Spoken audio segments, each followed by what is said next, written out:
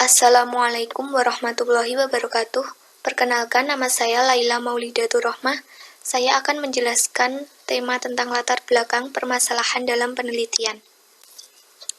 Poin yang pertama yang akan saya jelaskan yaitu pengertian dan sumber permasalahan. Yang kedua, kriteria pemilihan masalah. Yang ketiga, identifikasi masalah. Dan yang keempat, perumusan judul penelitian. Yang pertama, pengertian masalah. Masalah adalah kesenjangan antara harapan dan kenyataan. Menurut Surya Brata, masalah dapat diartikan setiap situasi yang di dalamnya terdapat ketidaksesuaian antara aktual dan ideal yang diharapkan, atau antara apa yang ada dan seharusnya ada. Masalah bisa diartikan sebagai penyimpangan antara yang seharusnya atau harapan dengan apa yang benar-benar terjadi atau kenyataan, antara aturan dan pelaksanaan, teori dengan praktek, antara rencana dengan pelaksanaan. Sedangkan latar belakang masalah adalah isu yang muncul dan yang akan diteliti. Pada bab ini, peneliti menguraikan isu yang akan diteliti serta gejala-gejala yang melatar belakangi munculnya isu tersebut. Berdasarkan gejala dan isu serta berdasarkan teori dan penelitian yang sebelumnya, peneliti menjelaskan alasan dilakukannya penelitian. Jadi, masalah dapat disimpulkan sebagai suatu kesenjangan antara harapan dengan kenyataan, antara yang seharusnya dengan yang ada, antara kebutuhan dengan yang tersedia. Selanjutnya, sumber permasalahan dalam penelitian ini bisa didapat melalui observasi, deduksi dari teori, diskusi, seminar, pertemuan ilmiah, masalah sosial, situasi praktis, bacaan terutama hasil penelitian, pengalaman pribadi, kepustakaan, pernyataan pemegang otoritas, atau ini bisa didapat melalui pemerintahan atau dalam pendidikan, pengamatan sepintas. Poin selanjutnya, kriteria pemilihan masalah. Dalam penelitian, ada masalah tertentu yang bisa dipilih, yaitu yang pertama, masalah penelitian harus merupakan sesuatu yang berguna untuk dipecahkan. Yang kedua, peneliti harus memiliki kemampuan yang memadai untuk memecahkan masalah yang diselidiki. Yang ketiga, masalah harus menarik untuk dipecahkan. Peneliti harus memiliki motif yang kuat dalam memilih salah satu dari sekian banyak masalah yang dihadapi untuk diselidiki. Yang keempat, masalah yang diselidiki sedapat mungkin akan menghasilkan sesuatu yang baru. Masalah yang sudah pernah diselidiki atau yang secara umum dan teoritis diakui kebenarannya tidak banyak gunanya untuk diselidiki kembali, lebih-lebih jika hanya akan menghasilkan sesuatu yang sama dengan hasil penelitian sebelumnya. Yang kelima, peneliti harus meyakini data yang dibutuhkan cukup dan relevan. Yang keenam, masalah penelitian tidak boleh terlalu luas, tetapi juga tidak boleh terlalu sempit. Poin selanjutnya, identifikasi masalah. Mengidentifikasi masalah adalah mencari masalah yang paling relevan dan menarik untuk diteliti. Identifikasi masalah ini sangat diperlukan dalam fungsinya untuk menjelaskan secara tegas adanya beragam permasalahan yang ada dalam suatu konteks untuk dapat dipahami dengan mudah. Cara mengidentifikasi suatu masalah yang pertama, mengurai berbagai pertanyaan tema tertentu yaitu kebutuhan informasi. Hal ini dimaksudkan untuk memperoleh gambaran secara utuh tentang suatu masalah. Dengan bertanya, maka dapat memperoleh jawaban sementara tentang masalah yang berkaitan dengan kebutuhan informasi. Dengan demikian, pertanyaan dapat membuka wawasan terhadap masalah yang menjadi perhatian untuk diteliti. Yang kedua, menampilkan indikasi terjadinya masalah di sekeliling yang bisa dikaitkan dengan kebutuhan informasi. Hal ini dimaksudkan untuk membantu menemukan gejala, variabel, dan indikator yang akan dibahas dari suatu masalah. Indikasi suatu masalah juga membantu menguraikan tujuan yang diinginkan dalam penelitian. Yang ketiga, menginventaris berbagai masalah yang terjadi di sekeliling.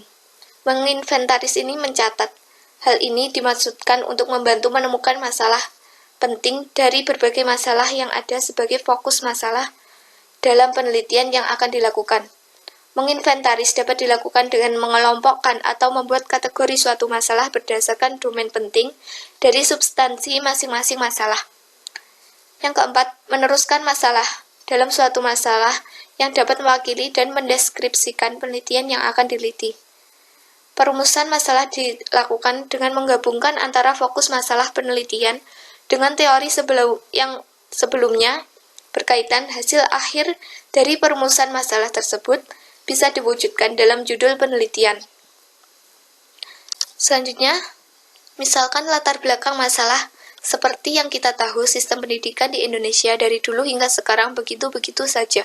Maksudnya adalah siswa diwajibkan mempelajari semua hal, meski itu bukanlah bakat atau minatnya. Semua ilmu pengetahuan ditumpuk dalam suatu otak. Dari kurikulum 75, 84, 94, 94 suplemen, kurikulum berbasis kompetensi atau KBK, dan kurikulum 2006 semuanya sama. Yang beda hanya namanya saja. Efek dari perubahan kurikulum seharusnya adalah perubahan guru dalam mengajar. Namun, pada kenyataannya sistem mengajar guru dari kurikulum 75 hingga 2006 tidak mengalami perubahan. Perubahan kurikulum yang diharapkan akan mengubah wajah pendidikan di Indonesia menjadi lebih baik nyatanya tidak mempunyai pengaruh apa-apa.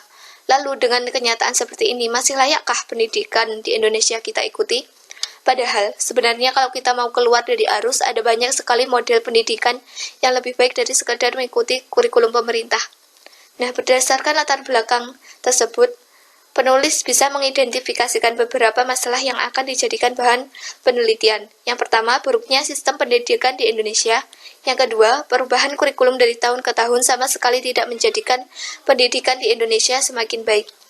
Yang ketiga, ada banyak jalur lain selain mengikuti sistem pendidikan yang umum dilakukan oleh banyak masyarakat Indonesia. Poin selanjutnya, perumusan judul penelitian. Pertanyaan yang selalu timbul dalam benak peneliti pemula, manakah yang terlebih dahulu dilakukan, membuat judul penelitian atau menentukan masalah? Di dalam penelitian, terlihat seolah-olah judul penelitian lebih dahulu hadir baru kemudian ada masalah. Namun sebenarnya tidak demikian. Judul penelitian ada karena terlebih dahulu telah ditetapkan masalahnya. Apabila masalah telah ditemukan, maka akan mudah bagi peneliti untuk menyusun suatu judul penelitian. Untuk peneliti pemula, sebaiknya dalam merumuskan judul penelitian perlu mempertimbangkan beberapa hal. Yang pertama, jenis penelitian. Yang kedua, variabel penelitian. Variabel penelitian adalah sebagai kondisi yang telah dimanipulasi atau dikontrol atau diobservasi oleh seorang peneliti dalam sebuah penelitiannya. Yang ketiga, objek penelitian. Dan yang keempat, lokasi penelitian atau tempat penelitian. Misalkan sebuah judul penelitian dirumuskan menjadi hubungan motivasi dan dukungan dengan kinerja karyawan PT X di kota Y. Di dalam judul ini terdapat unsur yang pertama, jenis penelitian, yaitu kata hubungan, dan dengan mencerminkan jenis penelitian yang bersifat korelasional atau berhubungan. Yang kedua, variabel penelitian ini yang terlihat adalah motivasi, dukungan, dan kinerja. Sedangkan objek penelitian yaitu karyawan, dan lokasi penelitian atau tempat penelitiannya yaitu PT X di kota Y. Sekian presentasi yang saya sampaikan, semoga bermanfaat. Apabila ada kurang lebihnya saya mohon maaf. Terima kasih. Wassalamualaikum warahmatullahi wabarakatuh.